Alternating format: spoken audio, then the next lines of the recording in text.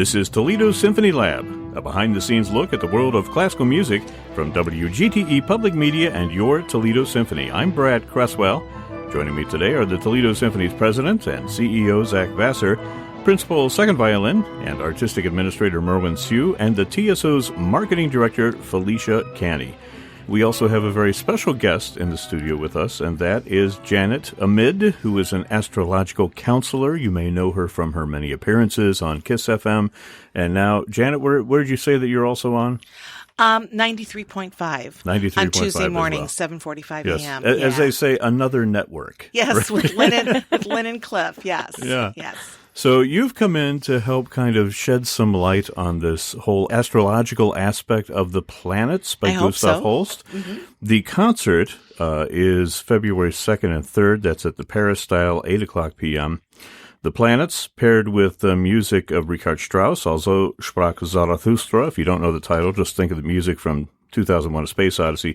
You can find more information at ToledoSymphony.com. Call them up at 419-246-8000. That's the box office number. And Gustav Holst The Planets, that's something that I have seen a lot of symphonies, including TSO, pair with pictures of, the actual planets, astronomy, kind of taking us through the solar system as we play the music. But there's also that astrological component. In fact, it may even be more important when discussing the creation and the distribution of the planets and how the whole suite came together. And Merwin, as I understand it, has done a little bit of research, no pressure, has done a little bit of research on astrology and as it applies to Holst. Do you want to kind of give us a little primer? Well, I think it's fair to say that Holst himself was not an astronomer. He had very bad eyesight and would certainly not have been one to be using telescopes to make his own observations.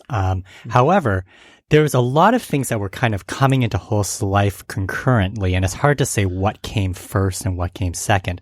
But he was very into Eastern spirituality, and kind of through that, through kind of a detour into theosophy, became very interested in astrology. Very, very interesting combination of events.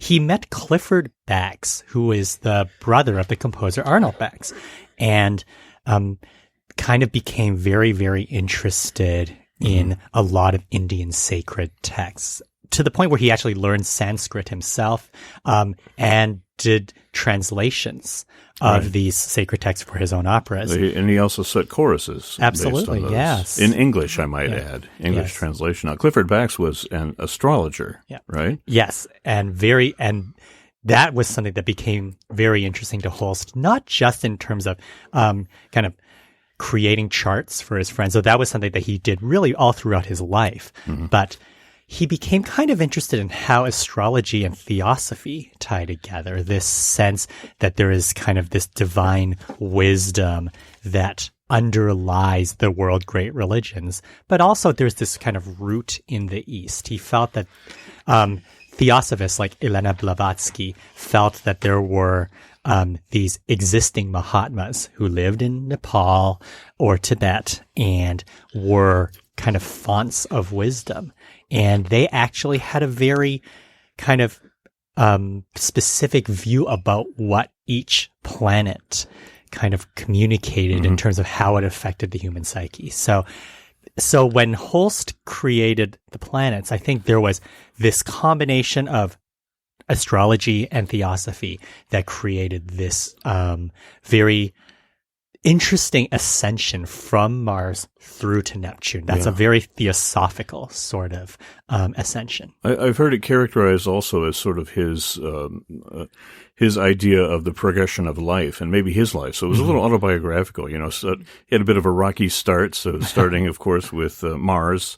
The order of these planets are Mars, Venus, Mercury, Jupiter, Saturn, Uranus, and Neptune. And it's a suite that takes about, 50 minutes or so. To perform. So it's Holst actually recorded the suite as a conductor, and his tempi are very quick. So I think he did it in just over 40 minutes. Yeah, he really burns through them. So maybe it should be closer to 40. We should also say that it was a 1920s recording, so those sides went very fast. It's true. So it might have been a physical as Janet Amid is about to tell us, it may have just been due to his being a neurotic mess. Because, well, I took the liberty of printing out Holst's chart, which exists because of his interest in astrology, and I handed it over to Janet. And I want to get your first impressions of Gustav Holst. Well, what I found is that there's a thing called an aspect called an inconjunction.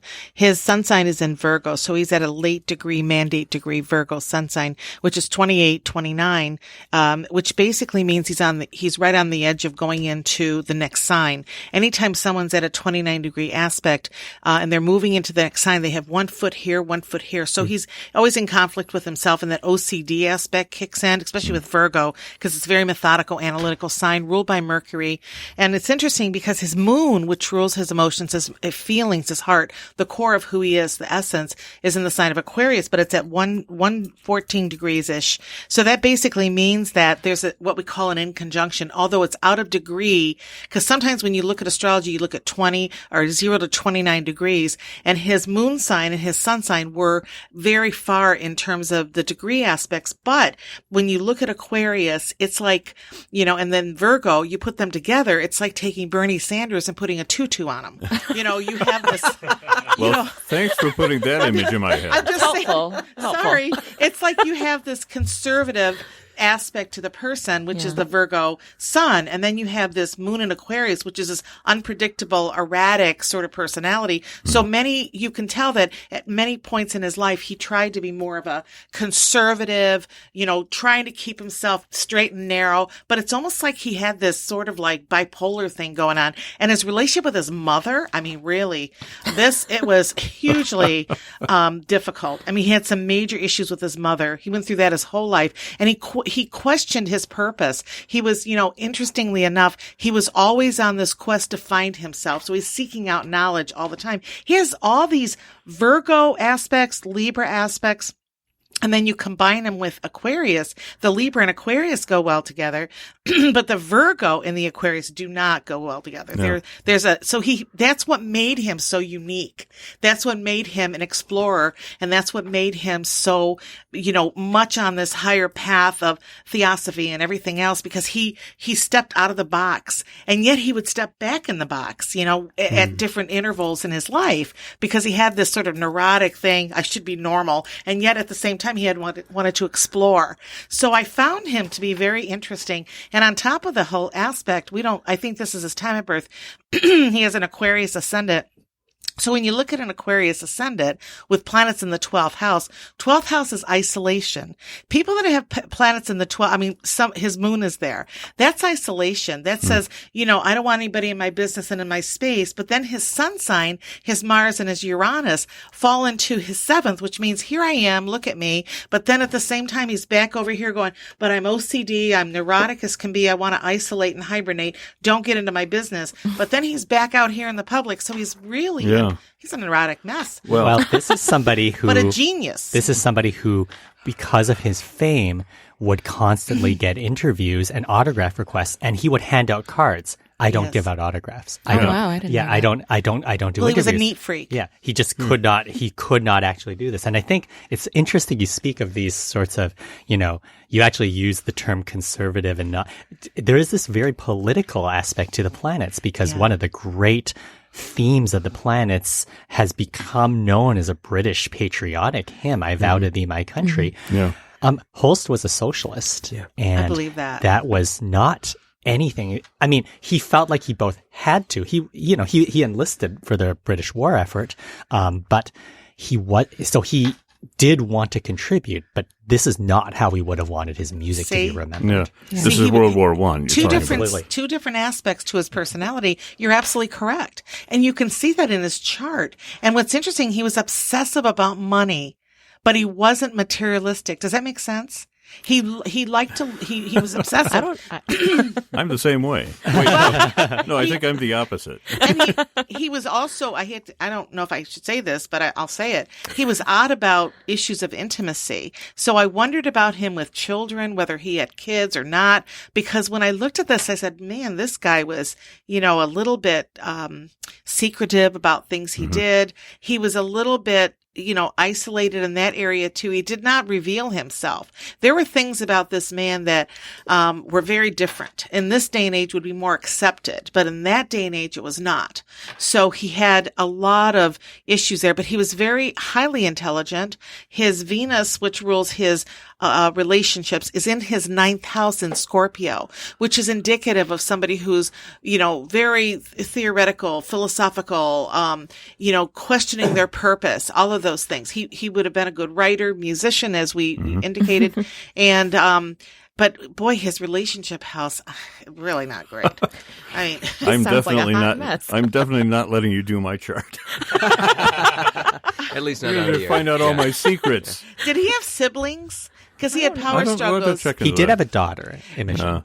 He had issues there. Well, there were issues. It's interesting that you mentioned the isolation aspect. He used to teach. He taught at a place called St. Paul's School for girls. It was a girls' school. And they actually built an extra wing and created a special room that was soundproof where he could go to get away from all the cacophony of, people taking classes and practicing and what have you. He had a soundproof room where he could go and get away from it all and compose and write. Wow. That's Wow. Built for him specifically. Wow, That fits that's- to your isolationist Yes. comment, right? Yeah. And his relationship with his mother, I want to say it was very close. It wasn't it was close. It was almost enmeshment. He might have been a mama's boy or something, but his dad, his father, oh my gosh, there was quite a bit of discord and distance. And his father, would you know anything about his father? Because I think he was distant. I don't think I know enough about it to speculate. His father did not approve of his work. He had a lot of issues. He went to his grave having issues with his father still. So that's something I felt very strongly about him. But he loved his mother deeply, but it was a very neurotic relationship because he was enmeshed with her. He's like never cut the what do they call that? The strings or whatever. The cord. Cut the cord. Yeah, that's my Arabic coming out. I forget words, I do not have an excuse. So it's just very interesting. He's a very interesting man. He really is. No. Oh my gosh, you could see that. I wonder how all that translates to the planets and the various Well, movements. I would like to listen to just a little bit of the music. I put together a 3-minute little audio. You could say it's a quiz. I took an excerpt from each planet and mixed it up a little bit. So if you can just sort of guess what the order is, right? And we go along. Now, Janet, I'm not expecting you to guess all this, but who knows? Maybe you can get a feel for it. Some of these are really well known, but let me pull it up here and we'll run right through it.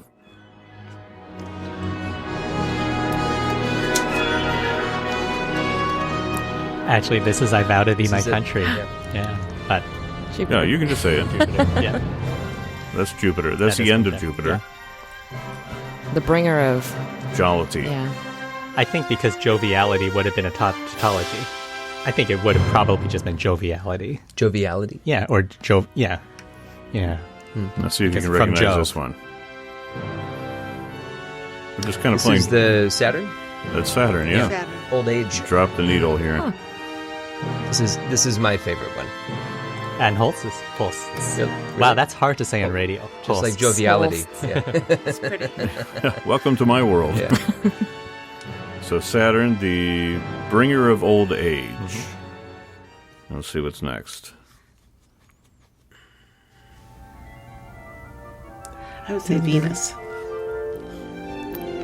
Actually, this is Mercury. Mercury. Oh, it Fleet. is? Yes, it's written very quickly, so there's a Right. fleetness to Yeah, it. he's like The flying winged around. messenger. Yes. Yeah. Carrying a bouquet of flowers. Now, we're in a non-commercial radio station. Yeah. I just thought it was a Canadian thing. Check. Okay. For the day. Mercury. Check. Yes.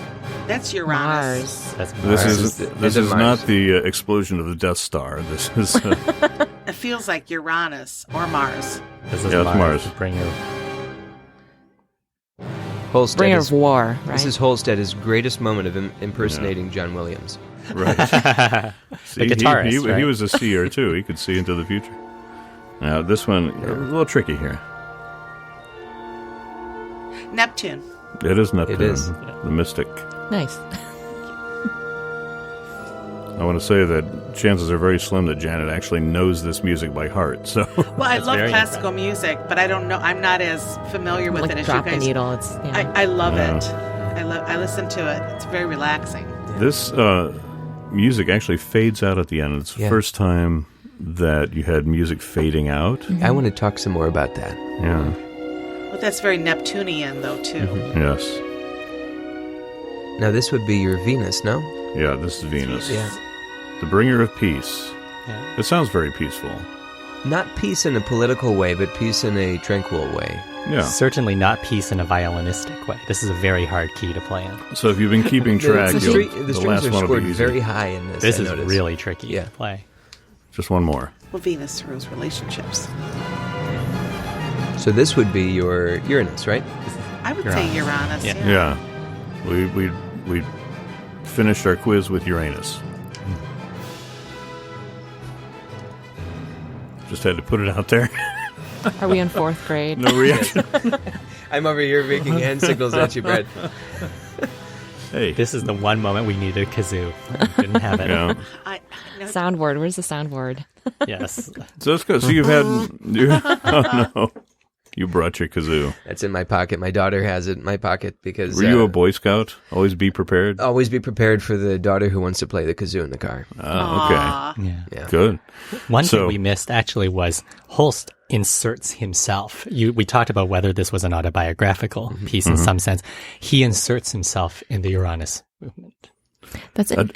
How do you mean that in Yeah, terms you, of... you can't just leave it at that. Well, if you the beginning of that movement, G, E flat or S, A, H, bum bum bum bum. So he's written his That's G initials. S A H. Gustav Holst.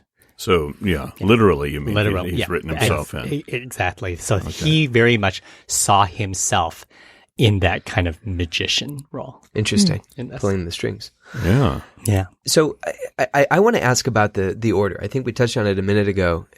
I never understood the order of these planets, and I know that there's no Earth, so I always wondered if There's this no was Earth. a... Because it's the center. There's no Right. Pluto because, Well, you know, it hadn't there wasn't quite- a Pluto, No, there is been- a Pluto. but there well- was a Pluto. Pluto was discovered after this piece after was this written. piece was Right. written, And then, they asked Holst if he wanted to write a Pluto, and he said no, and then he died. yeah. So Colin Matthews wrote a Pluto. yeah, Yeah. And but he it was was a right Pluto. because it's Very not a much in real. Holst's Well, yeah, then it was discredited, so it was Hokey Pokey Pluto. It was in, it was out. Aw. But astrologically speaking, It Pluto exists. does exist. yeah, it has a different exists on a different plane. Shall Well, we say. someone came up with the fact that many years ago they said it did not exist, and there was actually a star that was called Ophiuchus, and it was a star that they were focusing on that was in place of Pluto, and that was just it was not true. Yeah, every time something like that happens, I get a zillion calls at my office. And it's like I get this migraine, because it's like people, and I go on Facebook, this, and they're still calling. Oh my God, am I not a Leo? Am I not an Aquarius? It's like, oh my gosh. So Well, the order? Is, So I Zach, think the order, if you think of it in theosophical terms, it's kind of progressing through stages of being. Okay. You're starting with the bringer of war, and then you're ascending through to the mystic, and that would be kind of like cycling up through. And that's it's a theory that was actually proposed by a filmmaker, I think it's Todd Palmer, though I can't be 100% sure of the name. He did this investigation into Holst, and his claim is that these movements are kind of ascensions of the spiritual plane, and that's why Mars, the bringer of war, is at the lowest plane. But then US the centered bringer in of peace is just secondary. It just Absolutely. comes right after war. That's It's interesting that Yeah. So you're not talking in terms of how it aspects the Earth. You're talking in terms of a different aspect because I'm going with Mercury first and then Venus and Mars. Yes, but and it's that's not a why matter- he did not. This is Palmer's claim. I haven't done the research that he did, but it's his claim that he chose to arrange these because he felt they were ascensions. That's So is interesting. Mars the Spiritual most ascension. immature So we one? have Mars. It's reactionary. It's Yeah. more the Yeah. planet of aggression and Exactly. reactionary. Impulsiveness. Thank you. It's impulse control issues. Does that address what you wanted to talk about, Zach? Is there an astrological justification for the order? If you were to think about it, that Mars would start, then followed by Venus, then Mercury, then Well, Jupiter. Is there something about ruling planets or Well, it conflict depends. within? Yeah, because it depends on how close it is to the Earth. Like Mercury is the closest planet to the Earth, whereas Pluto is the furthest. I believe Pluto's the furthest. So when you look at the closeness, the closer it is to the Earth, the more so we feel its effect. And so because Mercury, when it goes retrograde, which is in March 19th through April 15, Mercury's in retrogression, so we feel that effect a lot more. Whereas with Pluto, we don't feel it as much until it gets closer to the Earth's vibration. So anything that's so close to the Earth is where we feel the effects of it. And we have Mars retrograding in June, by the way, June 26th through August 28. And that is a really heavy retrograde. Talk about retrogression in terms of it being in Aquarius going into Capricorn. So we're going to see a lot of political upheaval during that time. Just a little FYI. Oh, great. You heard it here first. And then Venus is retrograde in October through November. So, whenever the planets in order are so close to the Earth, therefore we feel their effects. So I do think that it makes a difference. When I do a reading, I always start with Mercury and how it's affecting people, and of course Venus because it's about money and and relationships. I asked everybody to think about what planet they would associate themselves with if they had to choose one. And this could be completely arbitrary, but I There's did. only so few to. Yeah. Zach, evidently the email was lost in the mail somewhere. So, I can recover that. but you can lead off and tell us what planet you would identify with. Well, I don't think of it as a planet as they are in the heavens right now. I understand this assignment to be which of the Holst planet characterizations. Right. And let me just say, one of the reasons I love this piece is that it's very episodic, and it's also very cinematic, so that each of these 7 moments, I wouldn't even call them movements, they're portraits or caricatures, very tone poemy, and Holsts. Yes, those are different Joviality. words. To It's really say. tricky. Is that a real word? poemy. Poemic. It is now. It's a tone polemic. I'm sure that works. Yeah, something like that. Now, no need to get polemical on this. Oh, no. All right, that's enough. Thank you, Brad. The if you think of these as independent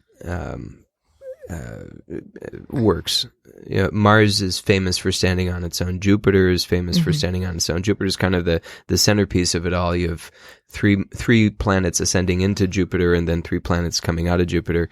Saturn for me, though, right after Jupiter and all of the drama in that music, Saturn for me is the one that stands on its own. I feel like it has enough breadth of soft to loud. There's depth in the orchestration that I think doesn't necessarily exist in the other planets. And if I were to just take one of these, I wouldn't take Mars, even though it's probably the most popular, and I wouldn't take Jupiter, even though it has some glorious themes, but I would take Saturn. Yeah. So you identify with that breadth and that depth. Yeah. The music keeps ringing in my ears afterward. What's your sign? I'm a Sagittarius. Oh, I'm a Sag. We're nice. We're nice people. High five, Sag. We're nice people. You're very generous. Yeah. Now, Felicia, You can come back anytime. He's generous and philosophical and very compassionate. What you see is what you get. Yeah. So here's Felicia. True Sag. Here's Felicia describing why she chose the planet she did. She says, I imagine this little red character, Anger, in Pixar's Inside Out, who acts impulsively and is full of passion. I do. So, can you guess her planet? Mars. Mars. Oh, yeah. She's ruled by Mars because she's an Aries anyway. See? Right. It all worked. Yeah. So you're just a little spitfire, is what you're saying. Right?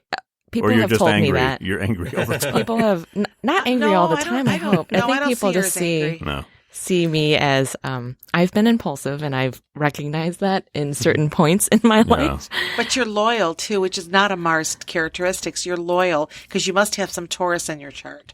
Aww. You must, because you can tell she's loyal and consistent. Yeah. Consistent. I chose Jupiter. Actually, my wife chose Jupiter for me because she says I'm a gassy giant. You have a red spot. Well, let's leave that one alone, please. Sorry. Not today.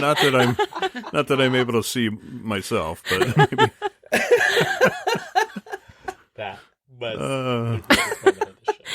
But I will say that before we got on the air and Janet and I were talking with Felicia, she just came right out and ID'd me as a Gemini. So I thought that was impressive for what it's worth. But I didn't get Merwin, which is interesting because I thought he was more of a, what did I say you were, a Pisces or something? And you're Aquarius. I am an Aquarius. Yeah. What planet did you choose, The Merwin? mystic, right? I actually chose Mercury. I think there's something about the fleetness of it, and kind of, it's a very communicative movement. I can totally picture you like in that outfit, the hat and the wings and the little slippers. It is a very dashing around sort of movement, and that kind of fits my self-image. I feel like I'm dashing around all the time. It is everywhere. All the time, and I feel hard to catch up. So if you were a reindeer, you'd be Dasher. Yes. Except after the Christmas season when I'd be blitzing. Or just blitzed. I seem to resonate to the Venus, the Venus one. And I'm not ruled by Venus. I'm ruled by Jupiter. But I love the Venus. Mm-hmm. That's what stuck with me the most. There was something about it. It had a sort of a sweet, bittersweet sense to it. It is. And we have to remember that he was composing this 100 years ago. Yeah. And our understanding of the planets, even from what they looked like, was still very early stage. So, in order to understand these characterizations from an astronomical perspective was still infancy. So, it is really wonderful to have you here today to think about the astrological implications. Because I think more and more that's exactly what he was doing, which honestly makes me wonder why we end up pairing a lot of these performances with the images of the planets. Yeah. Because that might not be the impulse behind Holst. And we won't be doing that for this performance. Can I make a comment about Holst? I just want to say something about when he wrote about the planets and the music and everything. You know how when I walked in, I was telling you, and Felicia, I said, when I look at the planets or the chart, they talk to me. And I hear them actually in my head telling me about the person, and I'm looking at their chart, so I think he did the same thing with his music. Mm-hmm. I think he was so in tune with the planets vibrationally and that frequency, he was in tune with the frequency of what was going on in the skies. And I think that's how he wrote his music because I just got this thought about him, and it was, I think he was sort of psychic, or maybe that's not the right word, but just in tuned. Yeah. Because I feel I do the same thing, but I don't write music, but I communicate with my clients about what I see, but his was communication through music. Yes. You should publish a book of charts of the great composers. Oh yeah. That would be awesome. That would be really interesting. Well, I'm writing a bunch of books now. God knows. The time has just flown by. We may have to pick this up. See if you're available next week to come and talk some more. I'd love to talk with you guys anytime. The Planets are being performed by the Toledo Symphony. That concert is February 2nd and 3rd at the Paris Style at 8 o'clock p.m., paired with music of Richard Strauss. My thanks to Zach Vassar, Merwin Sue, Felicia Canny, and of course Janet Amit. You can read more about Janet and learn about everything that she does at her website. That is janetamid.com, Janet and then amid.com.